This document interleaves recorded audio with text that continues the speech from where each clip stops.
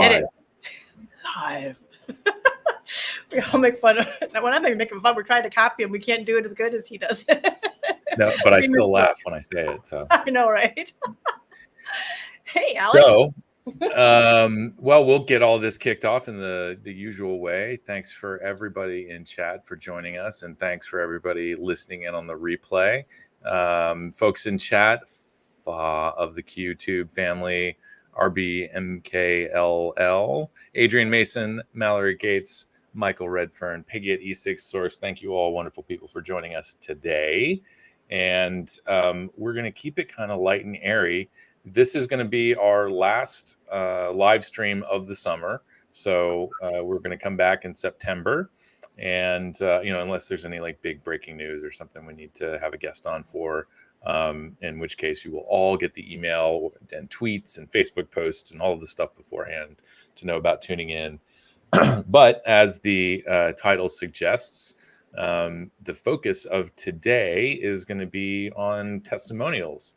And something usually when we do these, we're talking about a pretty specific topic, and we don't, even though this is a feature on our website, this is probably, I don't know, it's the timeline, it's the historical timeline. It's the most popular page on our site. But this is something obviously we've gathered almost, we're about 500 shy of 14,000 testimonials on our site. There is an international website for international testimonials. Our site we're not exclusive to America, but we really are focused on U.S. vapors and U.S. testimonials.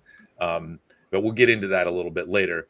And I figured, as we discussed beforehand, we're both going to talk about our stories. But since we have Kristin with us, I'm going to do a little let's interview Kristin time, because you've been here. You've been with CASAA since the beginning.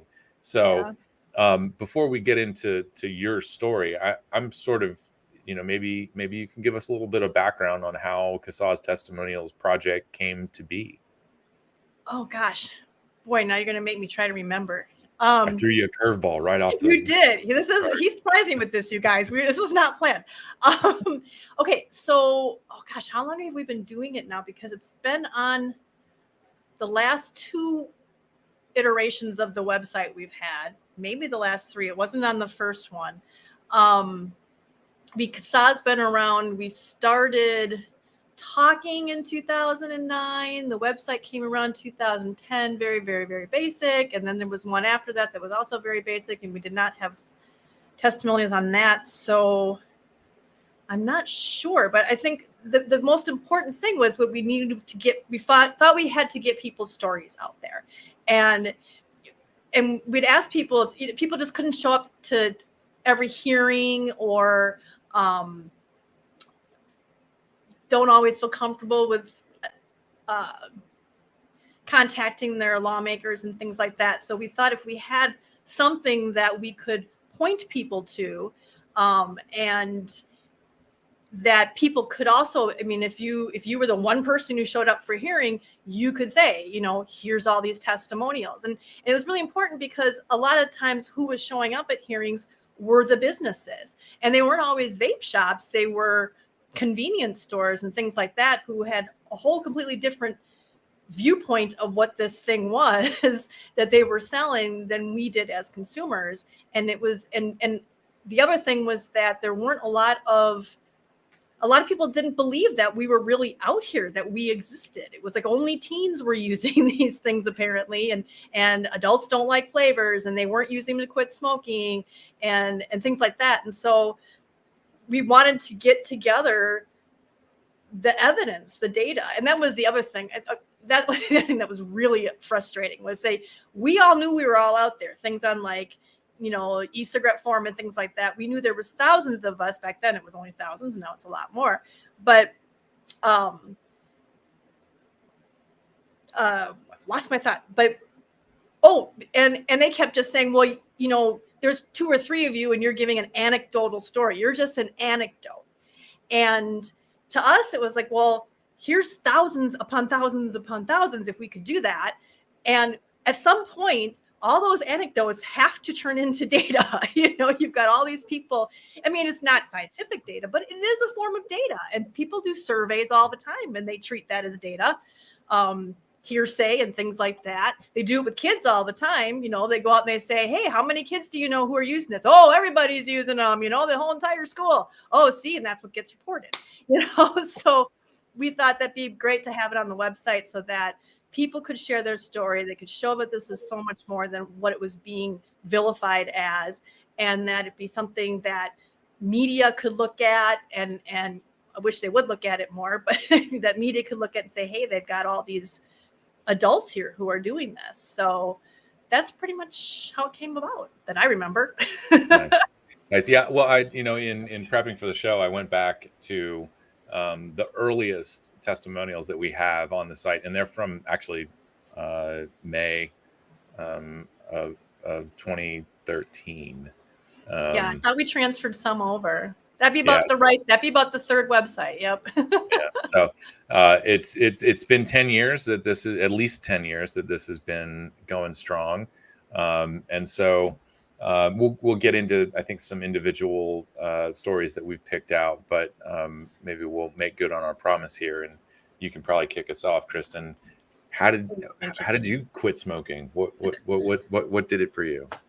I actually, I think it's why we started vaping, right? Yeah. Why did you start vaping? Yeah, and a lot of people say, well, this is just for quitting smoking, and I had no intention of quitting smoking. This was in 2009.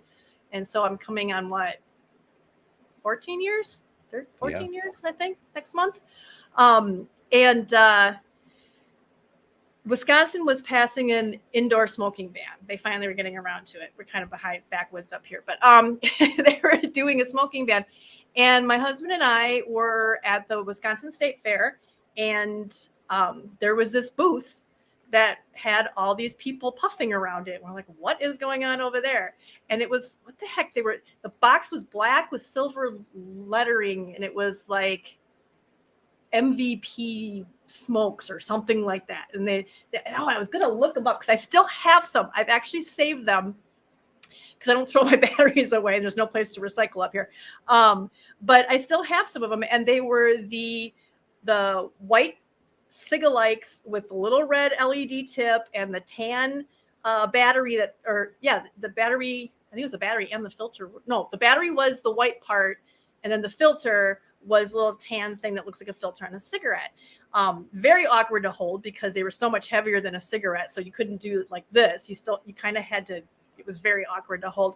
But we tried them, and like I said, I had no intention of quitting smoking. I had tried so many times before. I've been pregnant three times. I've quit through every pregnancy, always like within a year or so afterwards when I was done breastfeeding. I'd always start up again. And again, same thing. We tried just about everything, patches, gums, lozenges, and I just gave up. I was like, I'm going to die a smoker, but at least I'll die happy. I won't be BI, all the time. My husband got worse than I was when we quit. But and then this state fair, and the guy said, oh, you know what? These won't be covered in the indoor smoking bans because it's not smoke. And we're like, really? Okay, cool. And at the time we went out a lot more. And then he said how much it was and how much it would average a month. And we were just blown away by how cheap it was. And he got a menthol version and I got a regular version, and took them home. They were awful. Some of the batteries didn't work. And the flavor it was not quite right. It was more like, my dad used to smoke a pipe, and the flavor of tobacco flavor was, to me, reminded me more of what raw pipe tobacco smelled like, kind of sweet, tobacco-y, but not like a burning cigarette, and they weren't salts, so they didn't really have much throat hit. And I don't use salts today anyhow, but, and I think they were 12 milligram. And I'm looking at this and I'm going, okay, this is an artificial tobacco flavor. So clearly you can use artificial flavors in here.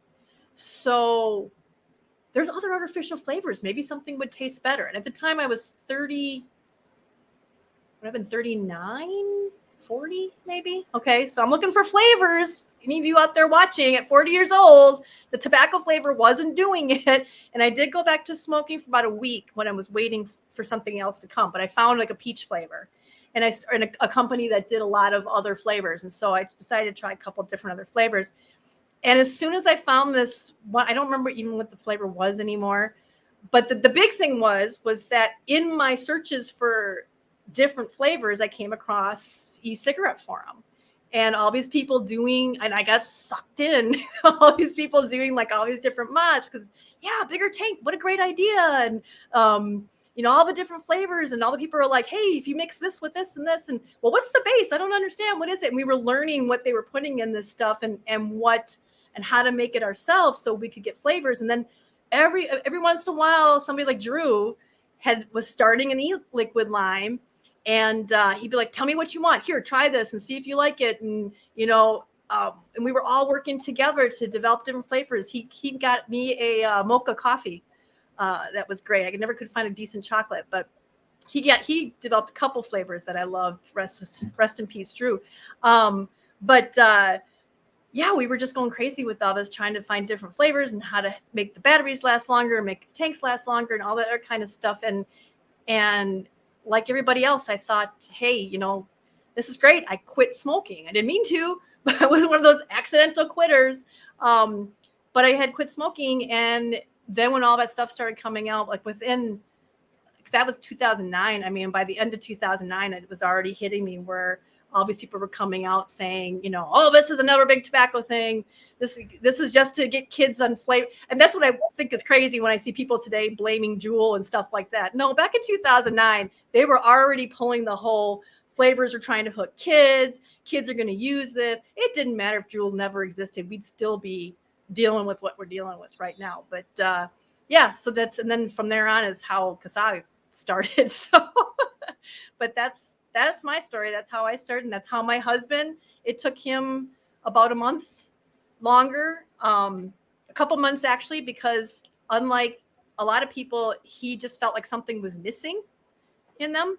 And do you mind if I tell his story real quick? Because Sure. It's probably kind of like yours, but he just felt something was missing, and we were like adding tons of flavors to it, adding more nicotine. I mean, he was up to like a 36, I think actually 48.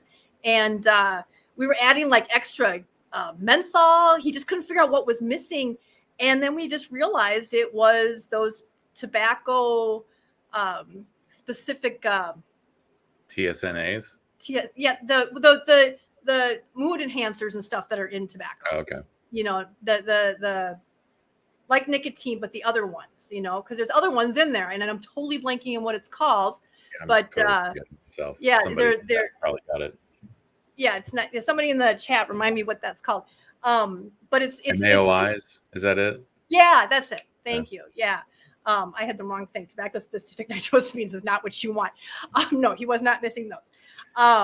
Yeah, and those are mood enhancers. And he said to me, well, there's this stuff I've tried before called snus.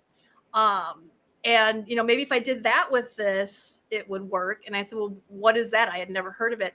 And he said, well, you put it in your mouth. And I'm like, oh, chewing tobacco. No, that's horrible. You're just going to end up with mouth cancer, and that'd be awful. And I went on ECF is what taught me the truth. And what was Jim? It was Jim something, and I can't think of what his full name was. But he came on and he schooled me big time. He's like, look at this, look at this, look at this. And, the researcher in me, I went and looked at everything, and I was like, holy crap, they've been lying to us all this time. And I'm like, my husband smoked for like an extra 2 months, 1 or 2 months that he didn't have to smoke. And I thought, how many people are still, who could be using this, who are still smoking because they think this is going to cause a mouth cancer, when really smoking's got a higher chance of mouth cancer. As soon as he started using the snus with the vaping, done. He didn't need any more cigarettes. And And that's another, I think, lesson is that vaping doesn't work for everyone. So that's why CASAA, and that's why when we formed CASAA, I was in part of that group that was very adamant that CASAA was not just vaping, it was everything, because people could need whatever tool in the toolbox that works for them, and he vapes and uses snus to this day, which I know you do too. You don't vape, you use snus now. So what's your story? Right. Yeah, I'm just all snus at the moment. So yeah, I've told my story so many times. I'm sure everybody, everybody's name I could see in chat has definitely heard my story at least 3 times. So thank you for bearing with me at least once more. But I started smoking. My first cigarettes was when I was 13 years old, sneaking, packs of cigarettes from my dad. And I remember my best friend at the time and we'd go off into the woods or go skateboard somewhere. And, as long as we were not being seen by adults, we'd smoke some cigarettes and catch a buzz. And we thought we were cool. And then, I got in trouble at 13 for drugs and alcohol and had to find a new set of friends, couldn't listen to the same music. I had to listen to some pretty major intervention. Yeah, well, that's what happens. We got busted on a school trip drinking Robitussin. Yeah. That'll get you. So it wasn't until I was 16, maybe it was 15, 16. I had my learner's permit, and I was living in Tennessee, and I got to a point where I was really nervous behind the wheel. Anybody who's from Tennessee or has spent time driving around Tennessee, you probably already know that folks get kind of aggressive down there. Really? So yeah, it's hairy. Like I don't understand it. The worst tailgaters in the country live in Tennessee. They're not the worst drivers. That's reserved for Baltimore, Maryland.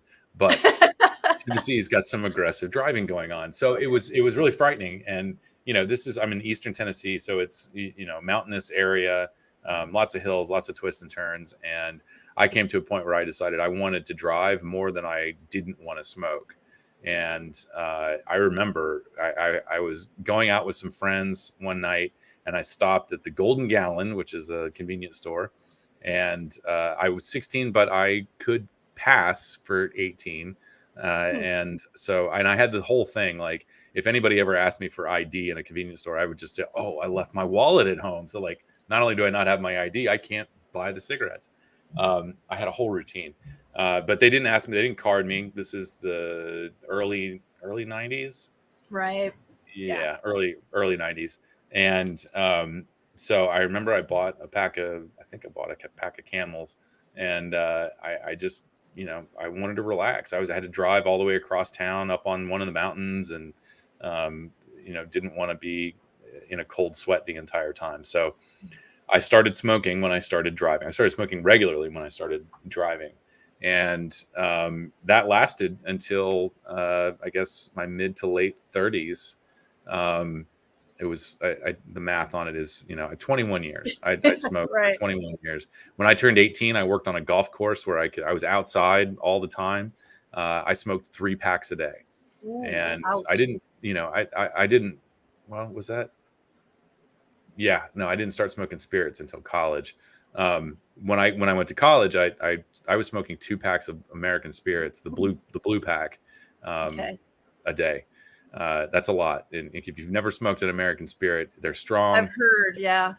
And I smoked 2 packs of those things a day, until I woke up every morning and started hacking up a lung, and immediately went to headache from just the pressure in my head. Oh yeah. And so I did that for a couple of weeks. I got sick during that time too. Kept smoking throughout, but I got to the point where it's like, okay, I can't keep smoking these cigarettes. So I switched to Winston's. Okay. Big improvement.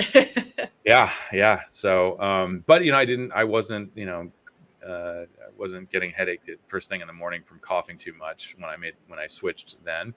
But can I ask, is that the American Spirits was the one you started with? No. I started on Marlboro Lights that I could steal from my dad. But then you switched to the American Spirits. Yeah, when I was in college, I was hanging out with the bunch of, save the planet, environmental people, and Okay. smoking cigarettes. And the guy who I was staying with, I was on co-op from college, and he was saying, like, look, like, if you're gonna buy cigarettes, you should buy the good ones. So, Well, I was just going to point out that how many people actually in that time period switched to American Spirits, and the reason they did was public health. Oh yeah, it was all the rage. I mean, that was the marketing. Was they're all natural, and blah blah blah, and then part of the marketing was like a leaf, fold out leaf thing that was attached to the packs that listed the thousands of chemicals in another brand cigarette. Right. But it's very deceptive, and this is before we had all of before we had the Tobacco Control Act, before the FTC stepped in and started regulating marketing and stuff like that. So I was going to go a different direction with that. I meant tobacco control. You could put that at their feet in a lot of ways, because they kept saying, here's all this horrible chemicals that tobacco companies add to their cigarettes. So the public got this idea. I knew a bunch of people who used that when they told me that when they were smoking American Spirits, they said, well, regular tobacco companies put all of these horrible toxins and chemicals and ammonia and stuff in their cigarettes, and these are all natural and organic. And so they had this idea. I'm not kidding you. They had this idea. I know. I was the person who told me to start smoking spirits. That was their logic. That was their reasoning. And it was, like, don't support the big bad corporate tobacco companies, do something different. And, it was all, it doesn't, I mean, you can't, I don't think it's fair to lay that at the feet of public health and in the anti-smoking movement. I mean, it was tobacco companies and deceptive marketing. At the end of the day, just because there's 400 chemicals in a natural American Spirit, whatever number, I don't know, and versus 10,000 in a regular Marlboro Light, it doesn't matter. The harmful chemicals that are going to kill you, you get them from both cigarettes. So it's like the Mad Men episode, the very first one, where Don Draper's saying, "Wait, Luckies, they're toasted. That's different." Like, that's all it is. And it was more, deceiving the public about the health consequences of smoking. And this continued on into the 90s and, up until we had legislation that basically brought the tobacco companies to heel. Anyway, I'm not denying that they capitalized on that, but I'm just saying it was tobacco control that was trying to warn people about how this big bad tobacco companies were doing that. And the tobacco companies went, okay, well, we'll make all natural ones, Sure. But go ahead. Yeah. I'm sorry. I didn't mean to. Either side was leveraging chemophobia, and here we are. Exactly. So I continued to smoke into my 30s. For me, it was linked to everything, really, but mostly driving. I couldn't get in a car without smoking a cigarette. That must have been a trigger, and I had delivery jobs, most of my adult working life. So that was, it was just, I picked my jobs based on whether or not I was going to be able to smoke cigarettes. And so, my previous job, it worked for a van rental company. But I had gotten to a point, after 21 years of smoking 2 packs a day, I cut down to a pack a day after I got out of rehab. I got to a point where that first and second cigarette of the day, it was like all my energy just got drained out. I was just completely wiped out by 10 a.m. And I thought, this is ridiculous. And it's happening after I smoked this cigarette. So I need to start thinking seriously about quitting smoking. And I had been using the nicotine gum for several years on like public transportation. So in places where I couldn't smoke, I was using the gum. I was a dual user. Which if you're using a therapy, it's called multiple strategies. Funny that. But so I was using nicotine gum in places where I couldn't smoke for 3 years. And I got to a point where I could, it just sort of happened where I would get home from work on Friday night and start chewing the gum. And I would have maybe 1 cigarette over the weekend, and I wouldn't start smoking again until Monday when I got back to work. And so I got the idea, I'm going to take this momentum through the weekend. I'm not going to, buy another pack of cigarettes on Friday after work. I'm going to let myself run out, and I'm going to stick to the gum. and I'm going to carry that momentum forward and quit smoking and just switch to gum. And I tried that. I ran out of cigarettes before I even finished work on a Friday. I drove home. I just used the gum, and I came back to work on Monday. I got about halfway through my day, and I started feeling kind of high. Like, it wasn't the worst feeling, but it was definitely distracting. Like, I couldn't focus on what I was doing, and I felt kind of floaty. I mean, it sort of felt good, but not the kind of good that you should feel when you're operating heavy equipment like full-size passenger vans. So if I was going to complete my day, I had to go buy a pack of cigarettes, and that's what I did. And that was the moment where I sort of resigned myself to dying, smoking, and and that I would probably never quit. And a couple weeks after that, I walked into an upfitter that we did business with, and he smoked just as much as I did. I mean, every time I walked into his shop, ashtrays overflowing with cigarette butts. And what's what we would do when I'd go up there is we'd walk around his shop for 20, 30 minutes, just bullshitting and smoking cigarettes. And I went up there one day, and he wasn't smoking anymore. He's like, yeah, I switched to this. He had a V2 Cig-alike. He's like, yeah, I bought these last week, and I haven't had a cigarette since. I just ordered the supplies online. It's great. And I thought, well, if this guy can do it, I've got to give it a shot. And later that week, it was on a Friday. I went up the road there was a Luke Oil up the street on Route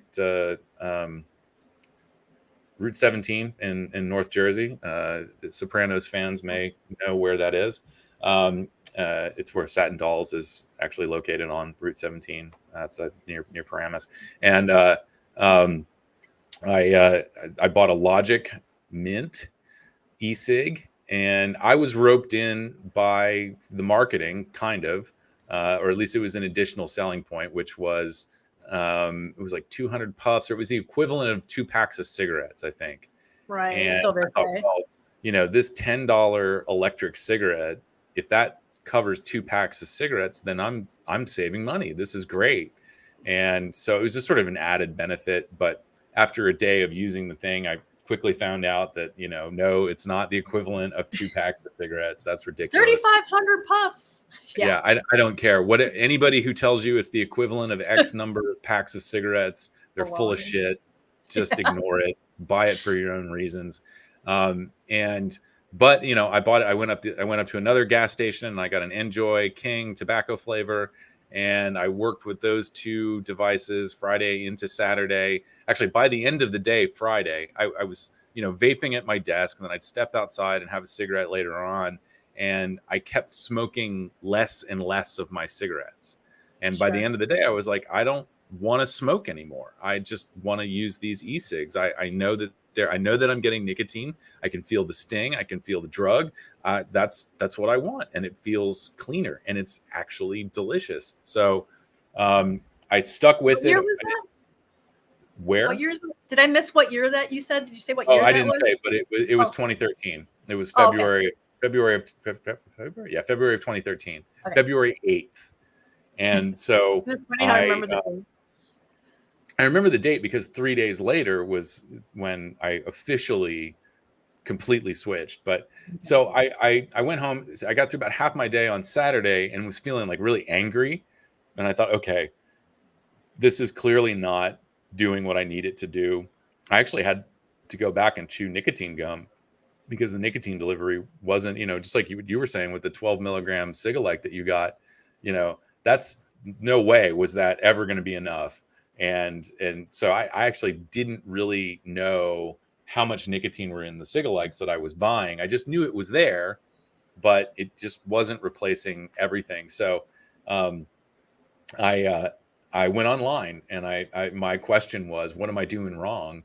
And that's where I found, Grim Green and Phil Basardo. Sure. I didn't find eSig forum until I guess it was like 3 or 4, maybe 6 months later. But Nick's Grim Green's videos were very helpful, and at the time, he's since remade it. He remade it several years later, but it was sort of the so you want to take the next vaping step. and it was it was instruction basically and reviews on like how to buy, what to buy for a good starter kit. And smokeless image was one of the things that he recommended. So I watched the video probably a couple of times, and went and ordered the smokeless image starter kit. They were cigalikes, but you got to choose, because up to this point the only things that I've seen in a store are mint, menthol, and regular tobacco. And I'm looking at these selections of flavors and I'm like, this is kind of ridiculous. Like, I got root beer, there's grape, there's pina colada, there's something that's supposed to be tobacco. So I picked 5 different flavors. One of them was a tobacco, which actually smelled more like popcorn than anything else, but it tasted fine. Yeah, so the starter kit arrived Monday evening. I had to go to work, and I did buy another pack of cigarettes. I still have it somewhere over there, and there's still 6 cigarettes left in it. Because when I came home, my starter kit was there, and that was the last cigarette that I've smoked. And so Gonna have that dipped in bronze then, like the baby shoe. I just keep have that. It's just laying around somewhere next to my TV, I think. And, I think it's somewhere around here. It's just yeah. I may have to cast it in resin or something and just mount it on the wall or make a paperweight out of it. Who knows? So yeah, and it's been 10 years. What else did I do? Oh, my favorite. Well, one of my favorite stories to tell. It's very brief. My first 2 weeks, I spent like $450 trying to find the right setup. Yeah. I ended up. I had a couple of Ego C twists. That was another good recommendation. I had Ego at one point. I can't remember the tank that I had, but it was. I also can't remember mine. It wasn't a Stardust or whatever it was, but it was the one where it's a tank. It would have like the milliliter markings on the side, and the wick, it was actually at the top of the wick and coil. The coil was at like kind of the top of a post, and the wicks kind of came down like that. Okay. I don't know. It's not the best design, clearly, okay. But that was. Hey, we were trying all sorts of stuff. Fish foam. Yeah. I'm just trying to work it all out. So yeah, and buying different flavored liquids. I had a honeysuckle tobacco that I had for a while. That was pretty good. It kept separating though, so I wasn't totally sold on how well that was made. What were they putting in that? That's weird. Yeah, that sounds like oil of some kind. Well, it was like the nicotine. I remember hearing conversations from people, back in the day when people were still trying to figure all this stuff out. Things weren't being mixed properly or mixed enough. We used to have to always. You always had to shake it up. So this was one of those where there was a lot of VG, and you had to let them steep and all that stuff. So, but it was delicious. So that was how I switched completely, and then I started researching because I knew about the smoking laws. I moved to New Jersey from Pennsylvania, and Pennsylvania had banned smoking, and it was sort of creeping smoking ban.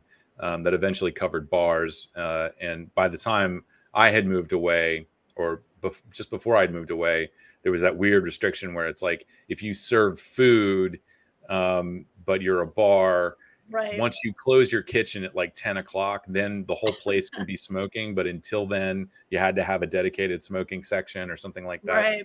Anyway. And then third-hand smoke. So, yeah. So I had known that smoking bans were moving around the country, obviously, and I checked in to see what New Jersey's law said about it, because I also knew that unless it was specifically worded that it banned vaping, then it wasn't covered. And it took me a little while to kind of figure out what was going on, but found out shortly after I switched to vaping in New Jersey that the state of New Jersey had banned vaping indoors. That law took effect in 2010. And they did it by redefining this non-combustion, smoke-free nicotine product as smoking. very Right. unscientific. And that's the way they do that. That's just the way that the law works. So yeah, and it was probably, so 2 or 3 months after I switched to vaping, I started, Grim Green introduced me to CASAA.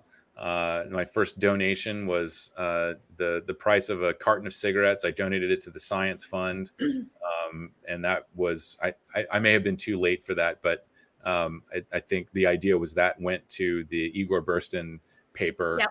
Mm-hmm. looking at whether or not passive vaping, exposure to secondhand vaping was actually harmful. Right. So one of the first studies, demonstrating clearly that there was really no risk to bystanders. Still see And that quoted every once in a while as a source, which is pretty cool.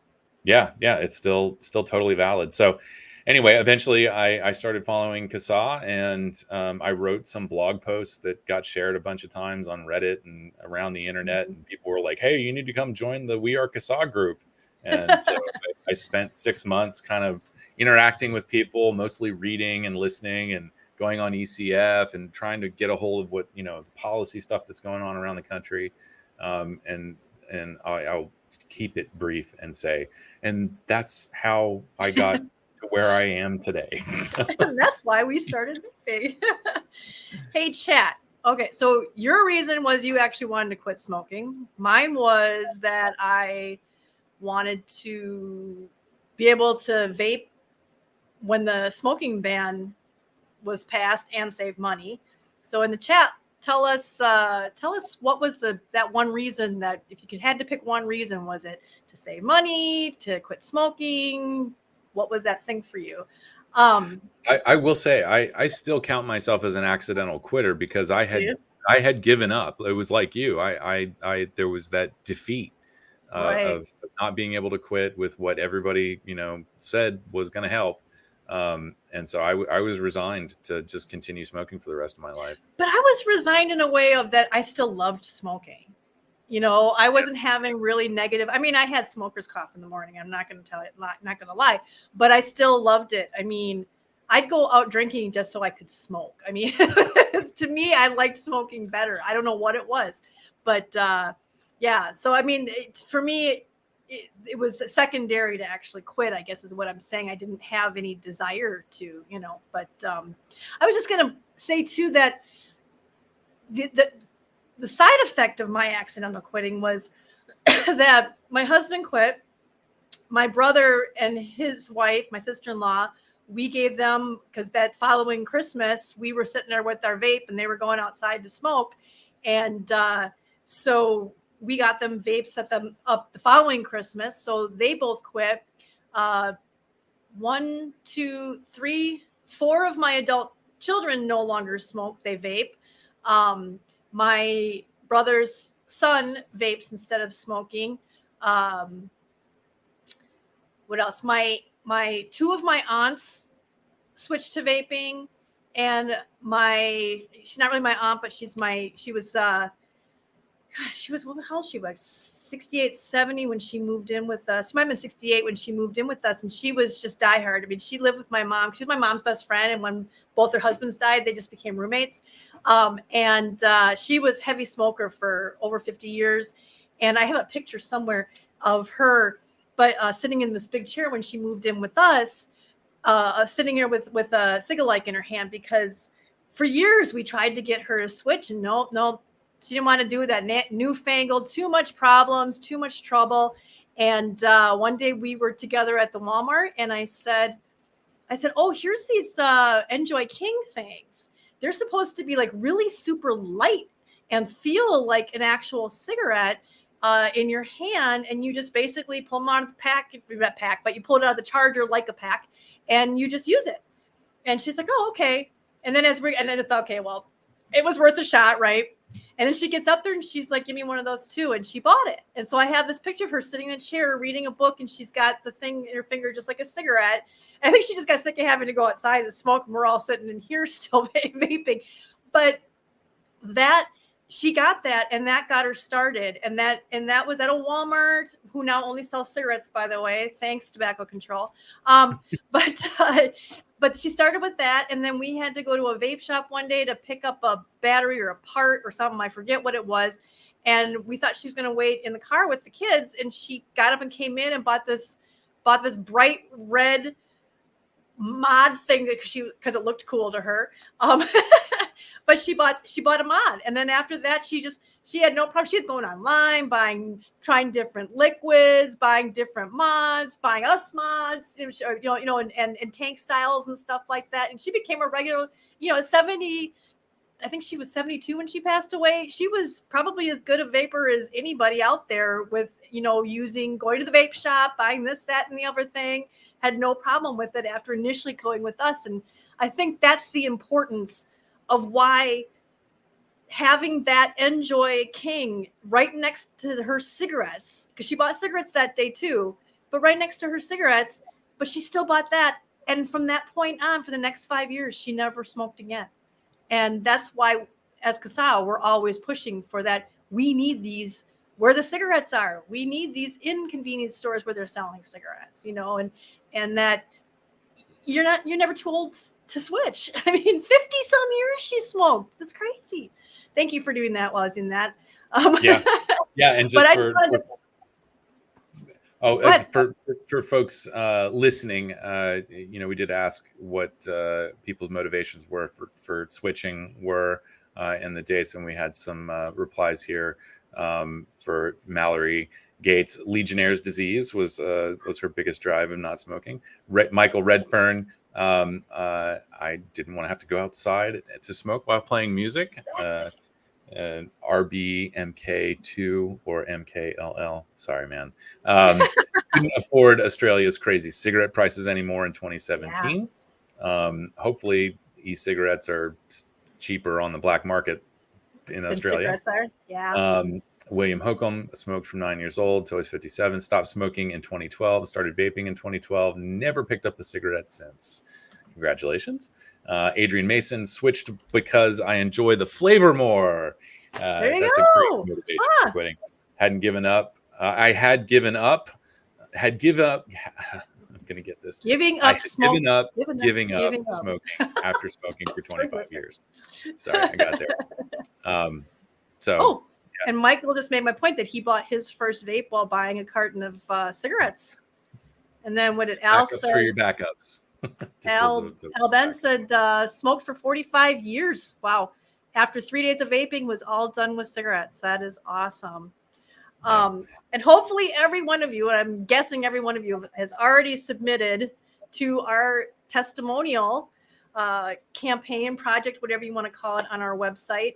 Alex said at the beginning, we're really getting close to 15,000, but we jumped up really fast, and then we just kind of, do you want to pull that up on the screen, Alex? Yep.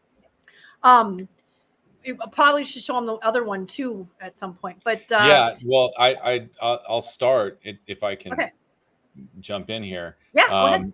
So when I opened up Twitter this evening, and Michael's here too. So Michael Redfern, you're part of this. We have this Dr. Ekaterina Nechitelova. I hope that's close. Just posted a testimonial on Twitter, which apparently you can write short stories on Twitter now.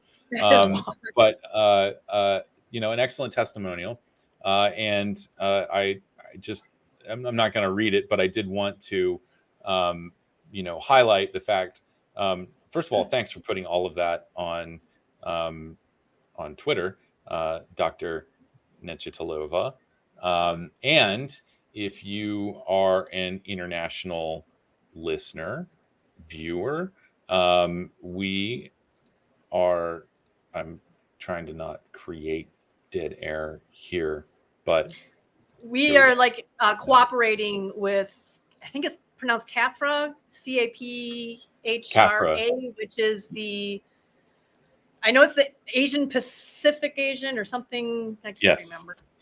But this is sort of a catch-all for like everywhere outside the United States. And so this is at RightToVape.org. I'll put that link in the chat, and you guys can share that around. So I know we have a lot of international viewers and listeners. If you haven't shared your story yet, RightToVape.org is a great place to do it. They have over 14,000 testimonials there, but of course it's the rest of the world. So does that include some of ours too, though? I thought that included ours. I don't think so. It's got they start some from scratch. We got some United States folks in here, but yeah, I don't actually know. Well, let's see. No, yeah, these are from scratch here. We've got Australia, Wow. South Africa, Ireland. Well, that's on the last page. So, very cool. and this hasn't been up for 10 years. So, Right. But if We you should are have an international 2 person, times as many as we have. and certainly to the doctor who shared her testimonial on the Twitter, if you're listening, definitely share your story on RightToVape.org. And Michael, I saw your shared your story there, and I saw her response and thought, hey, this is a person, maybe she's new to all of this and would like to share. So so there's that. And for those who are not familiar with our testimonials project, it's really easy to find. First of all, if you just Google CASA Testimonials, it's the first result, and it looks like this. And it's really easy. We've got some prompts to help you think about, how to put your story together. Any story is really appropriate. I don't spend your time talking about how a specific product is the best in the world. Looking back at the older testimonials, that's how we sort of introduced ourselves, talking about specific products. I had them up here. I had one from Angela, and she talks about using Angela Forrest. This is from May of 2013. She talked about getting the Ego C Twist batteries with the CE5 clearomizer / atomizer, and so that's just how we kind of identified ourselves. That is true. I never thought of that, but yeah, that is true. We can kind of identify with. If you want to let everybody know you're an OG vapor, you tell them exactly what you're vaping on, right down to the battery. Right.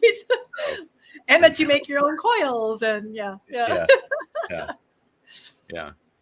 So those are the two ongoing testimonials projects, and strongly encourage people to share these things. We've got all summer, we've got all the time in the world. But love to hear more from people. It's always good to go back and read these. It is uplifting after years of sort of getting kicked in the teeth by Bloomberg funded organizations. So getting some positive stories on our site from real people is really important. So we're coming down to the end here. Kristin, I don't know, did you had set up a slideshow? Yeah, real quick. It's just I wanted to share that. I mean, the one thing I don't like about our testimonials is that they're just kind of like a wall of words, and it would be so great if we could have like pictures of real people. I mean, like that picture of my mom's best friend sitting in the big red chair with the vape, or the one where you guys probably seen it, where my entire family is around the table at Christmas or Thanksgiving. I forget. And we're all holding up our vapes, meaning we all quit. Stuff like that. But it's showing that we're real people. There's things like the videos, excuse me, the golden oldies or whatever it is, videos where people, they were interviewing them. So if you go on our YouTube channel, we do have a whole section that I've tried to share those as part of one of the, what do you call it, lists or whatever it is. But we have a bunch of those videos there, so you guys can do that too. And I'd love it if CASA eventually could do that as well. But there's going to be another big revamping of our website coming up, and the testimonials format is going to be a lot easier, and hopefully we'll be able to upload pictures with that. Obviously, they're going to have to be pre-approved because who knows what people will upload with some people. But but one of the things that I've been doing recently is I've been adding these making these sort of memes out of them as they come up, and then tweeting and putting them on social media to highlight them and give something visual to look at and give sort of the feeling to it, because I don't have a picture of you guys to share.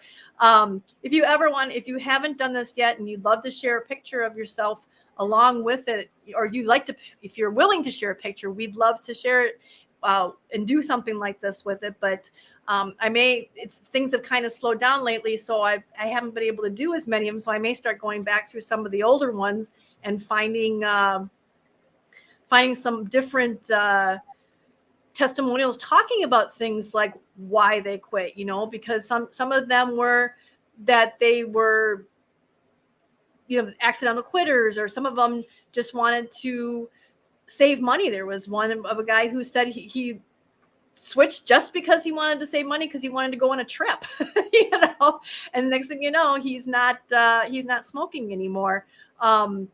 People were how they felt, things like that. So this is what we've been doing, or what I've been doing. This lady, she's talking about how she just flavors everything, and that really helped her. When she couldn't get flavors anymore, she went back to smoking, and sounds like she's managed to find getting flavors again since then.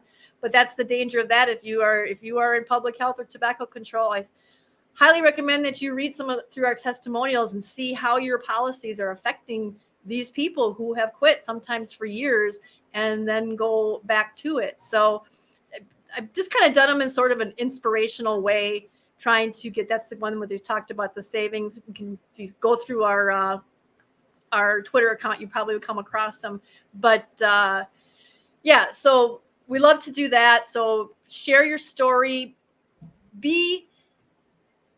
Try to think of things of how you can touch somebody's heart. If you can be honest, obviously be yourself, tell your true story, but they don't care that you used a mod, or that you made your own coils, or things like that. We think that's cool, but they're not going to understand the lingo. So try to make it relatable, of somebody who's never smoked, never vaped.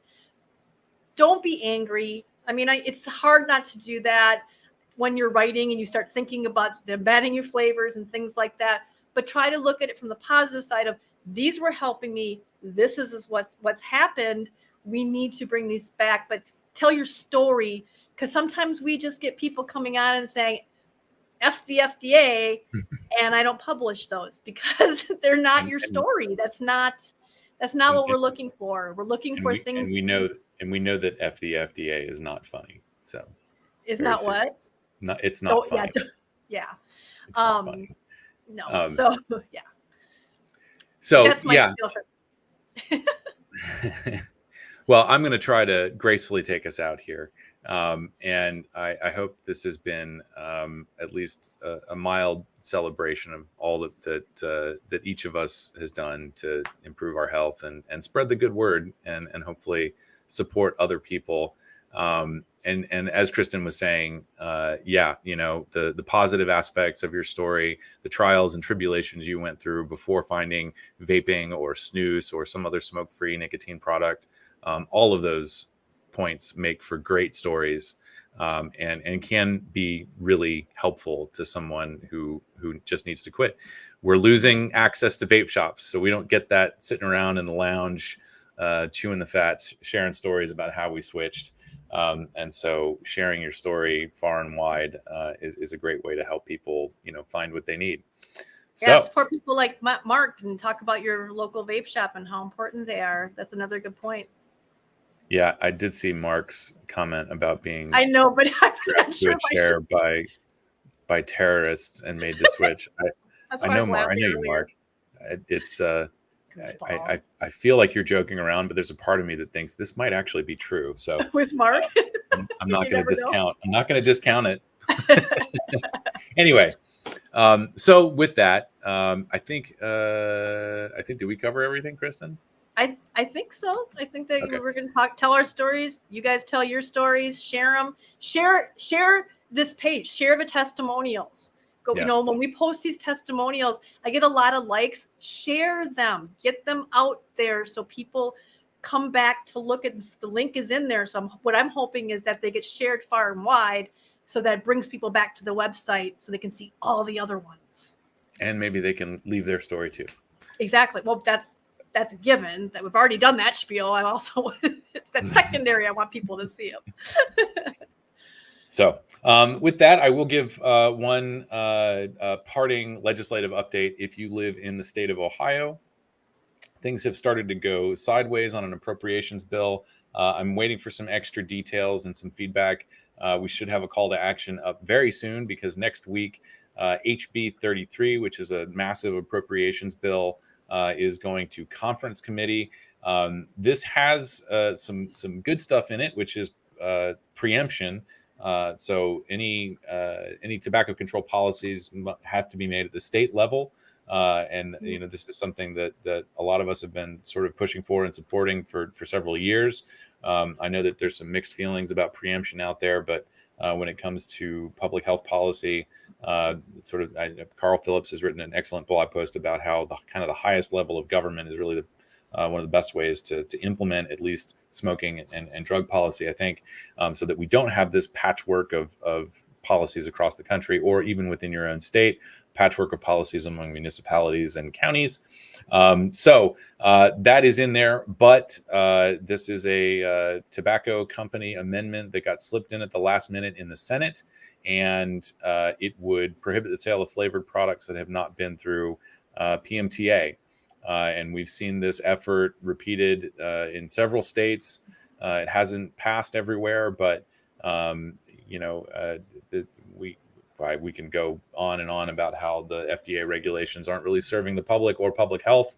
And so there's no reason that the state of Ohio needs to step in and be the enforcement arm of Joe Camel. So if you are in Ohio, be on the lookout for something coming out probably tomorrow or Monday. I know that this is a weekend and a long weekend, but we got the conference committee meetings coming up next week. So just keep an eye on your inbox if you're in Ohio. If you're not signed up as a CASAA member, then you're doing it all wrong. Leave this immediately. Go to CASAA.org and click on join. It's free. We don't spam your inbox. If we've been criticized about anything, it's that we don't send out enough emails. But we are trying to not piss everybody off. So we love your participation. We love your feedback, and we need it. So join CASAA, get the email alerts, follow us on YouTube, Facebook, Instagram, Twitter, get alerted to fun things like this when we come back in September. And while you're on our website, make sure to visit our store. We've got t-shirts, and you can put the designs on mugs and mouse pads and all kinds of stuff. It's one of those places. And advocate in style. Danielle has made some wonderful designs that you can wear around town and let everybody know that you quit smoking by switching to vaping, and you think that everybody should have the same opportunity you did. So did I get all of the things? Well, we spent the entire time talking about testimonials, so you didn't need to do that. Yeah, so I purposely left that off. The store, join, check out your Facebook state group. We've got state groups for every state, and also Puerto Rico and Washington, D.C. So make sure you're in there, because we post replays to the shows. We post the newsletter links. We in any updates, calls to actions that Alex works so hard to put out, that we will post those there too. That's the first thing I do, is go to the Facebook groups right after I put it on Twitter. So make sure you join those groups. We're also on Instagram. I think that's it. So. Did you? All right. Yeah. Oh, sorry. I was looking at trying to figure out what everybody was chatting. So. All right. Well, with that, everybody, enjoy the long weekend. Enjoy a long summer, or just a regular summer. Who knows? It's probably going to be long. So we will see you guys back here in September, unless something catches on fire and we need to break in with some unscheduled programming. We stay away from fire. Yeah. All right, you guys, thank you so much for joining us today, and happy Father's Day to everybody who's a dad. Happy Father's Day. So happy Father's Day. Enjoy the rest of your weekend. Thanks. Bye.